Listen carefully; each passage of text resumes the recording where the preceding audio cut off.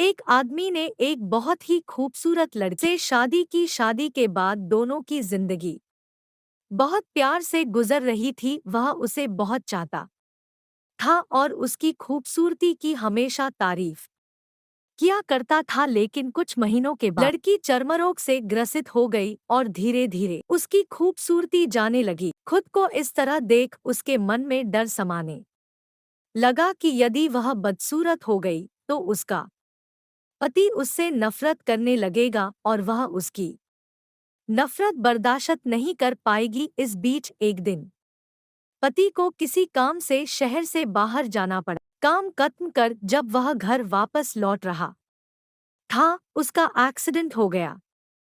Accident में उसने अपनी दोनों आंखें खो दी, लेकिन इसके बावजूद भी उन दोनों की जिंदगी सामान्य तरीके से आगे बढ़ती रही। समय गुजरता रहा और अपने चर्मरोग के कारण लड़की ने अपनी खूबसूरती पूरी तरह गंवा दी। वह बदसूरत हो गई, लेकिन अंधे पति को इस बारे में कुछ भी पता नहीं था, इसलिए इसका उनके खुशहाल विवाहित जीवन पर कोई प्रभाव नहीं। वह उसे उसी तरह प्यार करता रहा। एक दिन उस लड़की की मौत हो गई। पति अब अकेला हो गया था।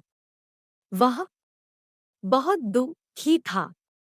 वह उस शहर को छोड़कर जाना चाहता था। उसने अंतिम संस्कार की सारी क्रियाविधि पूर्ण की और शहर छोड़कर जाने लगा। तभी एक आदमी ने पीछे से उसे पुकारा और पास आकर कहा, अब तुम बिना सहारे के अकेले कैसे चल पाओगे? इतने साल तो तुम्हारी पत्नी तुम्हारी मदद किया करती थी। पति ने जवाब दिया, दोस्त, मैं अंधा नहीं हूँ। मैं बस अंधा होने का नाटक कर रहा था, क्योंकि यदि मेरी पत्नी को पता चल जाता कि मैं उसकी बदसूरती देख सकता हूँ तो यह उसे उसके रोग से ज्यादा दर्द दे। इसलिए मैंने इतने साल अंधे होने का दिखावा किया। वह बहुत अच्छी पत्नी थी। मैं बस उसे खुश रखना चाहता था।